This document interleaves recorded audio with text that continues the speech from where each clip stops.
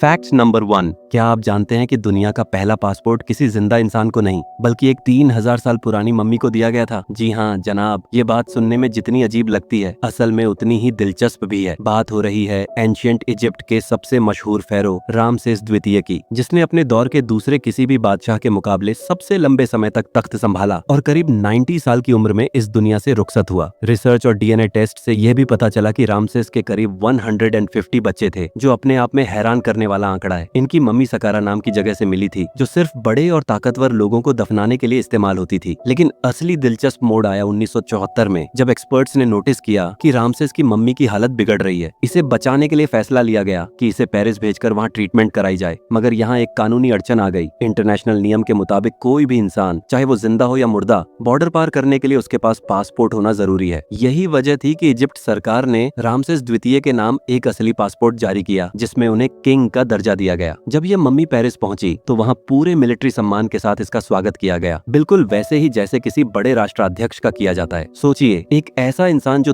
3000 साल पहले गुजर चुका था, उसे आधुनिक दुनिया के कानून के आगे भी झुकना पड़ा। यही है इतिहास की वो ताकत जो मौत के बाद भी अपनी शाही हैसियत बरकरार रखती है। Facts number 2। आखिर वो कौन सी खोज थी जिसने पूरी दुनिया के आर्कियोलॉजिस्ट को हिलाकर रख दिया और उसके फंड करने वाले की मौत भी एक राज बन गई? आंसर, ये किस्सा है एंशिएंट इजिप्ट के सबसे कम उम्र के बादशाहों में से एक तूतनखामुन का। जरा सोचिए, सिर्फ 9 साल की उम्र में इस बच्चे को इतनी बड़ी सल्तनत की गद्दी सौंप दी गई थी और महज 19 साल की उम्र में इसकी मौत हो गई। इसकी मम्मी 1922 में किंग्स वैली के एक मकबरे से मिली, जो जमीन से करीब 20 फुट नीचे दबी हुई थी। जब आर्कियोलॉजिस्ट ने इस चैम्बर को खोला तो वहां सिर्फ मम्मी ही नहीं बल्कि बेशुमार खजाना भी मौजूद था, जिसने इस खोज को दुनिया की सबसे बड़ी आर्कियोलॉजिकल खोजों में शामिल करा दिया। उस दौर में यह मान्यता आम थी कि इस मकबरे के अंदर कुछ आत्माएं और बदरूहें इस खजाने और मम्मी की रखवाली कर रही हैं। दिलचस्प बात यह है कि इस पूरी खुदाई को फंड करने वाले शख्स लॉर्ड कार्नारवोन की मम्मी मिलने के चंद ही दिनों बाद मच्छर के काटने की वजह से मौत हो गई। इस इत्तेफाक ने उस फेरो के श्राप वाली कहानी को और हवा दे दी,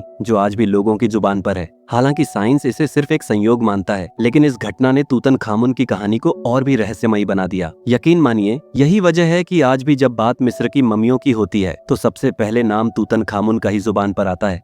क्या आप जानते हैं कि इंसानी इतिहास के पिछले 10,000 सालों का सबसे खौफनाक धमाका कहां और कब हुआ था? बात है 10 अप्रैल 1815 की, जब इंडोनेशिया के सुम्बावा टापू पर मौजूद माउंट टेम्बोरा नाम का पहाड़ अचानक फट पड़ा। ये कोई मामूली ज्वालामुखी विस्फोट नहीं था। एक्सपर्ट्स के मुताबिक ये पिछले 10,000 सालों की मानव इतिहास का सबसे ताकतवर और सबसे शदीद धमाका था। सोचिए, इस धमाके की गूंज करीब 200-300 किलोमीटर दूर तक सुनी गई। इतनी दूर बैठे ब्रिटिश फौजी अफसरों को लगा कि जैसे कोई समुद्री डाकुओं का हमला हो रहा है, और उन्होंने अपनी तोपें तक तैयार कर ली थीं। दिन के वक्त आसमान बिल्कुल काला पड़ गया और ऊपर से सिर्फ आग, सुलगते पत्थर और राख बरसने लगी। पहाड़ के अंदर से निकलने वाला पायरोक्लास्टिक फ्लो यानी गर्म गैसों और आग का सैलाब सैकड़ों किलोमीटर प्रति घंटे की रफ्तार से और 1000 डिग्री से ज्यादा तापमान के साथ नीचे आया और आसपास की पूरी टेम्बोरा किंगडम को पल भर में राख बना दिया। इतना ही नहीं, इस तबाही से समंदर में सुनामी भी उठी, जिसने कई बस्तियां डुबो दी। धमाके के बाद जब धुआं छंटा तो पहाड़ की जो चोटी कभी हजारों फुट ऊंची थी, वो पूरी तरह गायब हो चुकी थी। उसकी जगह बन गया एक विशाल गड्ढा यानी कैल्डेरा, जो करीब 6 किलोमीटर चौड़ा और 1 किलोमीटर गहरा था। दिलचस्प बात यह है कि इतनी बड़ी तबाही के बावजूद असली खतरा लावा नहीं, बल्कि वो गैसें थीं जो आसमान की बुलंदियों तक जा पहुंची। आखिर एक ज्वालामुखी जो खुद आग और लावा उगलता है, पूरी दुनिया को बर्फ जैसा ठंडा कैसे कर सकता है? आंसर, यही तो कुदरत का सबसे अजीब खेल है। जब माउंट टेम्बोरा फटा तो उसने करोड़ों टन सल्फर डाइऑक्साइड गैस सीधा एटमॉस्फेयर की ऊपरी परत यानी स्ट्रेटोस्फीयर तक पहुंचा दी। ये हिस्सा जमीन से करीब 50 किलोमीटर ऊपर होता है, जहां हवा का बहाव बहुत कम होता है। इसलिए जो चीज वहां एक बार पहुंच जाए वो आसानी से वापस नहीं आती। वहां जाकर इस सल्फर गैस ने हवा में मौजूद पानी के कणों से रिएक्शन किया और बना दिए सल्फेट एरोसोल्स यानी बेहद छोटे छोटे शीशे जैसे कण। इन करोड़ों कणों ने मिलकर पूरी धरती के चारों तरफ एक अदृश्य चादर बुन दी, जिसने सूरज की रोशनी और उसकी गर्मी को जमीन तक पहुंचने से पहले ही वापस स्पेस में परावर्तित करना शुरू कर दिया। नतीजा ये निकला कि अगले ही साल यानी 1816 में पूरी दुनिया का तापमान अचानक गिर गया। इसी वजह से 1816 को इतिहास में the year without a summer यानी बगैर गर्मी वाला साल कहा जाता है। अमेरिका, कनाडा और यूरोप के कई इलाकों में जुलाई के महीने में बर्फ गिरी, फसलें बर्बाद हो गईं और लोग गर्मियों में भी घरों में आग जलाकर बैठने को मजबूर हो गए। सबसे हैरानी की बात यह है कि उस दौर में ना इंटरनेट था ना टेलीग्राफ, तो यूरोप और अमेरिका के लोगों को पता ही नहीं चला कि उनकी इस तबाही की वजह हजारों मील दूर इंडोनेशिया में फटा एक ज्वालामुखी है। धीरे धीरे गुरुत्वाकर्षण की वजह से ये कण वापस जमीन पर गिरने लगे और तकरीबन 1820 तक यानी पूरे 5 साल बाद दुनिया का मौसम पूरी तरह सामान्य हो पाया।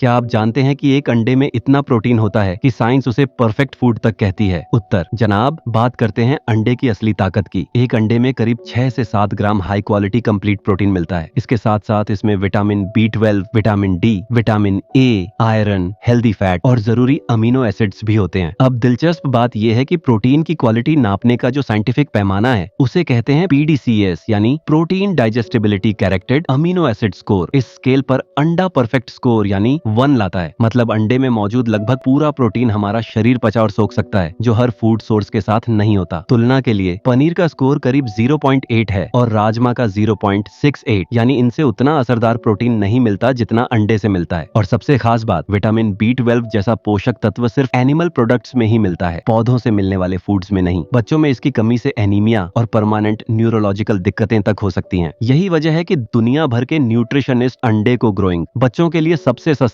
आसान और असरदार सोर्स मानते हैं। असल में एक छोटा सा अंडा जितना पोषण एक साथ देता है, उतना जुटाने के लिए कई अलग अलग चीजों को सोच समझकर मिलाना पड़ता है। प्रश्न, क्या आपको पता है कि भारत की मशहूर मिड डे मील स्कीम की शुरुआत 100 साल से भी पहले हुई थी? उत्तर, जरा सोचिए, ये कहानी शुरू होती है साल 1920 में मद्रास प्रेसिडेंसी में। उस वक्त जस्टिस पार्टी ने एक बेहद क्रांतिकारी आइडिया रखा था कि अगर दलित और गरीब बच्चों को स्कूल तक लाना है तो उन्हें स्कूल में ही खाना दिया जाए। सोच ये थी कि भले ही खाने के लालच में सही, लेकिन कम से कम पेरेंट्स अपने बच्चों को स्कूल भेजेंगे। धीरे धीरे आजाद भारत में अलग अलग राज्यों ने इस स्कीम को अपनाना शुरू किया और फोकस सिर्फ एक टाइम खाना देने से बढ़कर न्यूट्रिशन देने पर चला गया। दिलचस्प मोड़ आया 1981 में, जब तमिलनाडु के तत्कालीन मुख्यमंत्री करुणानिधि ने मिड डे मील में अंडे शामिल किए। शुरुआत में हर 2 हफ्ते में एक उबला अंडा। 1995 में केंद्र सरकार ने इस स्कीम को पूरे देश में नेशनल लेवल पर लॉन्च कर दिया और 2007 में इसे क्लास 8 तक के बच्चों के लिए बढ़ा दिया गया। 2021 में इसी स्कीम को नया नाम मिला, PM पोषण स्कीम। आज ये दुनिया के सबसे बड़े स्कूल फीडिंग प्रोग्राम्स में गिना जाता है और सिर्फ पश्चिम बंगाल में ही करीब 80 लाख बच्चे इस स्कीम से जुड़े हैं। यानी एक आइडिया जो 100 साल पहले सिर्फ बच्चों को स्कूल तक खींचने के लिए शुरू हुआ था, वो आज करोड़ों बच्चों की सेहत की रीढ़ बन चुका है। क्या आपने कभी सोचा है कि इंसानों की जगह जानवरों को इतनी शाही तरीके से क्यों दफनाया गया? आंसर, असल में इजिप्ट की एक साइट पर जब आर्कियोलॉजिस्ट खजाने की तलाश में खुदाई कर रहे थे तो उनके हाथ कुछ और ही लग गया। वहाँ से 1-2 नहीं बल्कि 100 से भी ज्यादा ऐसी मम्मियां मिली जो इंसानों की नहीं बल्कि मगरमच्छों की थीं। शुरुआत में एक्सपर्ट्स को यह समझ ही नहीं आया कि आखिर इंसानों की जगह मगरमच्छों को इतनी महारत से क्यों प्रिजर्व किया गया। मगर जब इन मगरमच्छ मम्मियों के कफन पर लिखी इबारत को पढ़ा और समझा गया तो पूरी कहानी ही पलट गई। रिसर्च से यह साफ हुआ कि एंशिएंट इजिप्शियन लोग मगरमच्छ को भगवान का दर्जा देते थे क्योंकि उनके लिए यह ताकत और सत्ता का प्रतीक था। इतना ही नहीं, उस दौर के लोग ऐसी मूर्तियां भी बनाया करते थे जिनका सिर मगरमच्छ जैसा और शरीर का बाकी हिस्सा इंसान जैसा होता था। गौर करने वाली बात यह है कि जिस तरह बादशाहों और रानियों की बॉडी को खास केमिकल और तरीकों से प्रिजर्व किया जाता था, ठीक उसी अंदाज में इन मगरमच्छों को भी सजाया और दफनाया गया। यह दिखाता है कि प्राचीन मिस्र की सभ्यता में सिर्फ इंसान ही नहीं बल्कि उनके देवी देवताओं से जुड़े जानवरों को भी उतनी ही इज्जत और अहमियत दी जाती थी। कमाल की बात यह है कि यही लिखावट आज हजारों साल बाद भी हमें उस दौर की सोच और आस्था को समझने का जरिया बन गई। क्या आपने कभी सोचा है कि असल में भारत कितना वेजिटेरियन देश है? उत्तर, यहाँ आंकड़े वाकई हैरान करने वाले हैं। नेशनल फैमिली हेल्थ सर्वे यानी NFHS, जो खुद सरकार का सर्वे है, उसके मुताबिक देश में सिर्फ 23% महिलाएं और सिर्फ 15% पुरुष ऐसे हैं जिन्होंने कभी चिकन, मछली या मांस नहीं खाया। मतलब 3 में से 2 महिलाएं और 5 में से 4 पुरुष नॉन वेजिटेरियन हैं। NFHS फीव के मुताबिक कुल मिलाकर करीब 77% भारतीय नॉन वेजिटेरियन हैं, जिसमें 83.4% पुरुष और 70.6% महिलाएं शामिल हैं। और दिलचस्प बात यह है कि ये आंकड़ा पिछले सर्वे यानी NFHS 4 से भी बड़ा है। यानी लोग समय के साथ और ज्यादा नॉन वेजिटेरियन होते जा रहे हैं। पश्चिम बंगाल में तो ये आंकड़ा सबसे ज्यादा है। यहाँ करीब 99.3% आबादी नॉन वेजिटेरियन है। पूरे नॉर्थ ईस्ट में भी यही हाल है। यहाँ तक कि झारखंड, उड़ीसा और बिहार जैसे राज्यों में भी वेजिटेरियन आबादी सिर्फ 10% के आसपास है और साउथ के राज्यों में भी यही ट्रेंड दिखता है। एक स्टडी के मुताबिक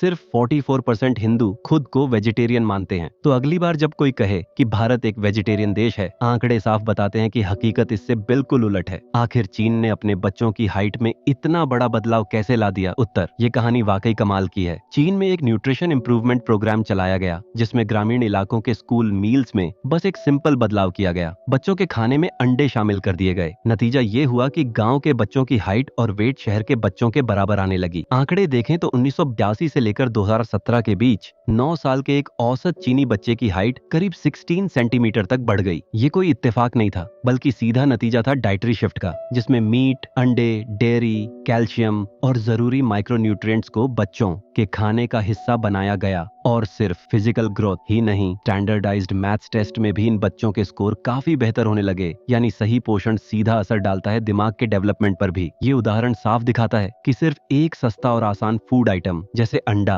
अगर सही समय पर बच्चों के खाने में शामिल कर दिया जाए तो पूरी एक पीढ़ी की सेहत और सोचने की क्षमता बदल सकता है।